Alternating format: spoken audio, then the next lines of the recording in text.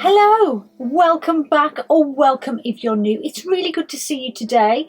My name is Vix and this is my channel, Goddess of Gore, where I like to talk about horror, thriller, fantasy and sci-fi books. Today I want to tell you all about the books I want to read for Shorty September version 3, Horror Edition. Yes, it is back for the third year and I have my zine all printed out. I have made my choices, so shall I tell you what I've picked then?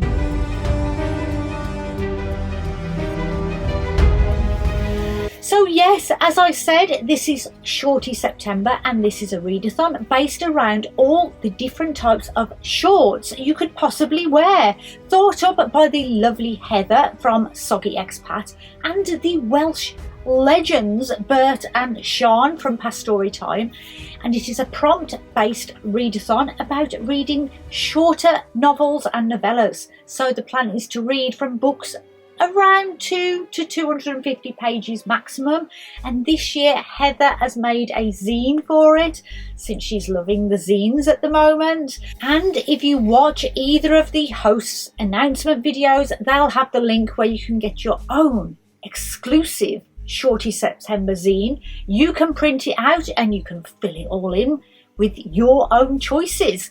I'll put up some pictures of the artwork if you haven't got your own version yet. So I'm keeping this TBR separate from my regular TBR video because I have a reading list as usual, about as long as 40 arms and 40 legs, so it's just easier to do different videos. Anyway, what are the prompts and what am I reading? So, opening up the zine, the first prompt is Spanx.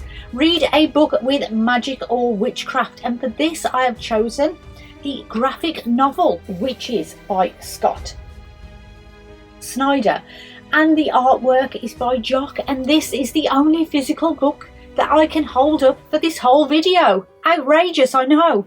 Anyway, this book is about the Rook family who move to the remote town of Litchfield. No, not the UK Litchfield. This one is in New Hampshire in America. And this family is trying to start over after a haunting trauma. But in the woods just outside the town, something is waiting for them. It is watching from the trees and it says it's ancient and it's hungry.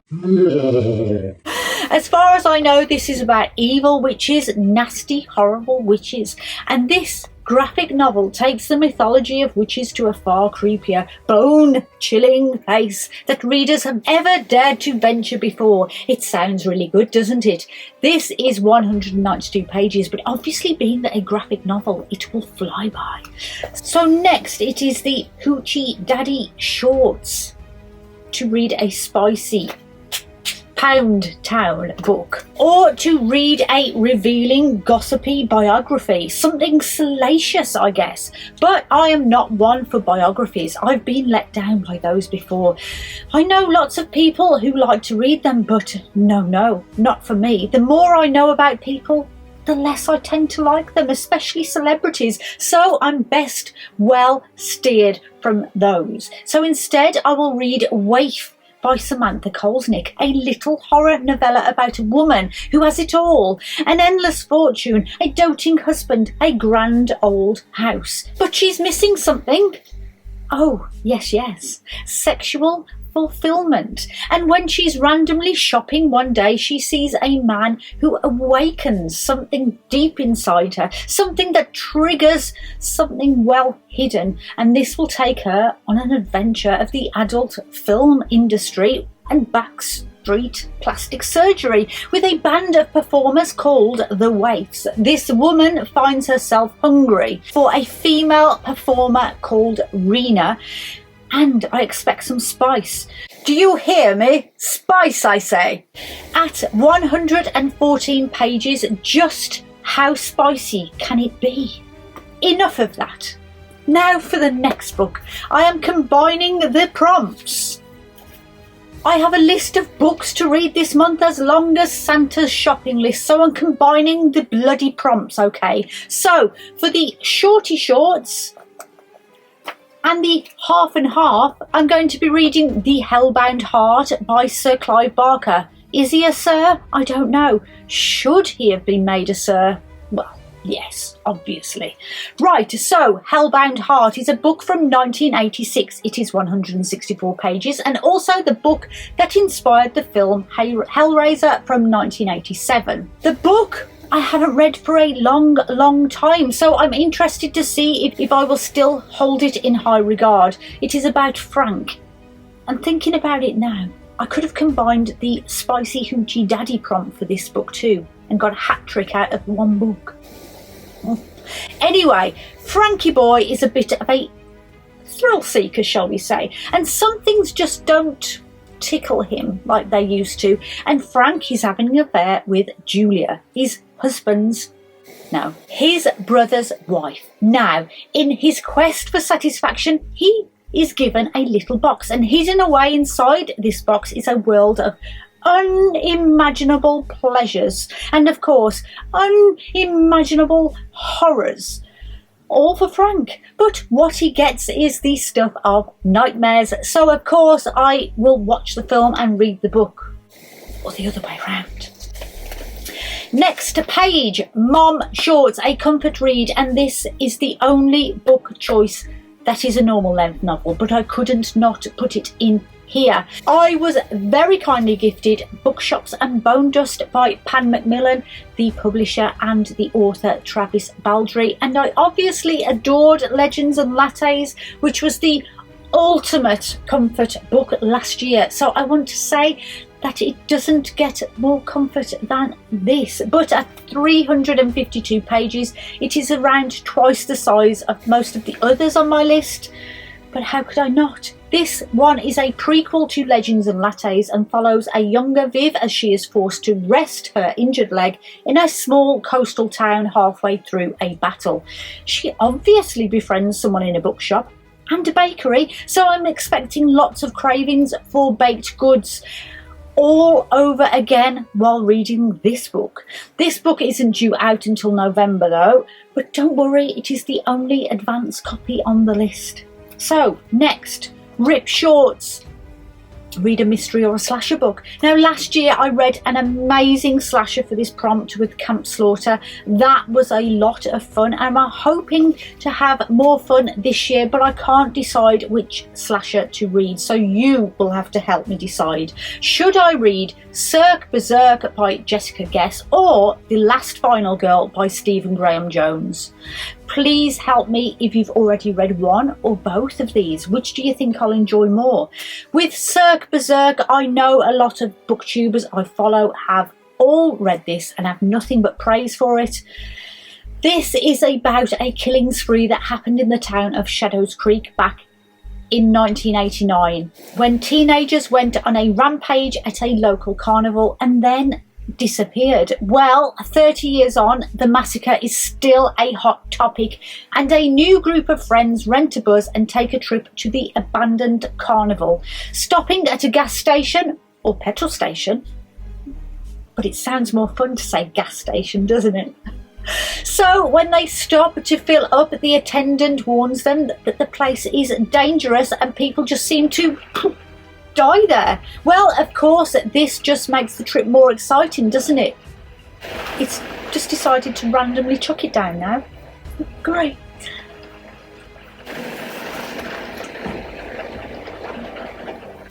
So I'm not expecting profound literature in this, but I bet it's a lot of fun. Oh, and I forgot, it's 172 pages. As I said, I may read The Last Final Girl by Stephen Graham Jones for this instead.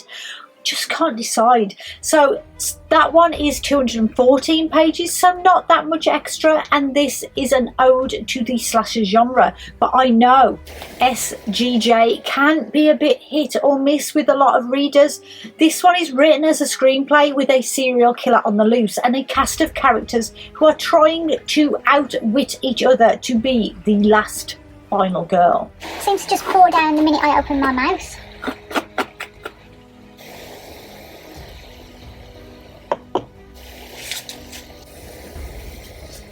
So next is Elizabethan shorts. You know the ones, they're the puffy short shorts, or to be exact, the breeches. Anyway, the historical read, and for this I am combining a prompt again, but I'll get to that in a bit. For this prompt I am picking Cruel Angels Past Sundown. Now, I did talk about this in my new books coming out in July video. This is a fantastic sounding book by Hailey Piper, and it's historical because it is set in the Old West in 1882. Yes, it's a horror western. At 190 pages, it fits this readathon perfectly. A gory splatter western about a woman named Annette who escapes a bloodbath by fleeing to the next town along, where she warns everyone in a saloon that some strangers are coming and they're going to kill them all. A mad preacher, a heavily pregnant woman, and a judge are among the strangers who are here to kill, and the heroes are the barman, a bounty hunter, and 2 female boarders. Will they stay alive until dawn? And most importantly, why have they got to stay alive until dawn? I guess I'm going to find out this month. Lederhosen are next to read a translated book, and I have chosen The Hole by Pyun Hai Young and translated by Sora Kim Russell. This is 198 pages long, and it is said to be a mix of Misery and The Vegetarian. So, what I do know is it's about a man who gets into a car accident which kills his wife and left him unable to talk, and his mother-in-law has to look after him. That could get awkward. And based on the similarities to Misery, I imagine it gets very, very awkward indeed. Then, the Pedro Pascal shorts, An Unexpected Purchase. So this is where I have to explain the story behind my own nightmare and the Cruel Angels Past Sundown purchase. So, way back in the first couple of months of the year, Hailey Piper announced that she had written a new book and it was available to pre-order. I, of course, immediately jumped on the computer and made my order in the only place selling it at the time in the UK, Amazon. This order would not be here on publication day, but due to imports, etc., etc., or it would be here at the start of August, and right up until the day of dispatch it was still going to be sent. And then I got the dreaded "your order has been delayed, but don't worry, we can get it to you in 2024. Great. So I immediately cancelled and ordered it through Blackwell's, who had 7 copies. I am yet to get this book. If the book actually comes, this will be my unexpected purchase, because the hope I have in actually receiving this is on a mythical scale of the Loch Ness Monster. Very unexpected indeed. So basically that was a long story to say I'm combining the prompts again. Right, dolphin shorts. Read a book with water on it. And while this does not have water in the title nor the cover, it is about water, I promise. Hollow Bones by B. Nar, and I'm also loving the fact that this book is just 75 pages long. This is about three women, 2 ornithologists trying to save the local wetland birds, and another who runs a boat tour. But one day these swamps start to dry up, and that's when people start to go missing.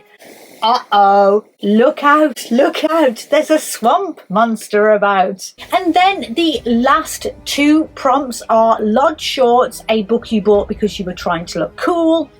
And for this I picked Ring Shout by P. Jelly Clark, which I have also combined again with the classic denim shorts because I think this is a modern classic. So when I first started watching and following booktubers, this book was doing the rounds back in 2020, and I got it on ebook just because of the hype. So that's kind of the same thing. I mean, no one really knew I had bought it, and let's face it, I'll never be as cool as the cool book kids. But I've made my decision and I'm sticking to it. So yes, Ring Shout for the last 2 prompts.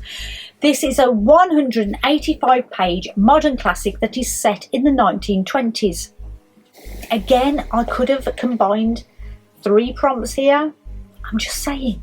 So, set in the 20s, just a few years after the birth of a nation, the KKK film that ignited hatred already fluent in the lives of white America, riding the popularity of the KKK, except in this version of American history, the KKK are actually monsters, and hunting them down are 3 Harlem black women, and they are going to send those little nasties straight back to hell.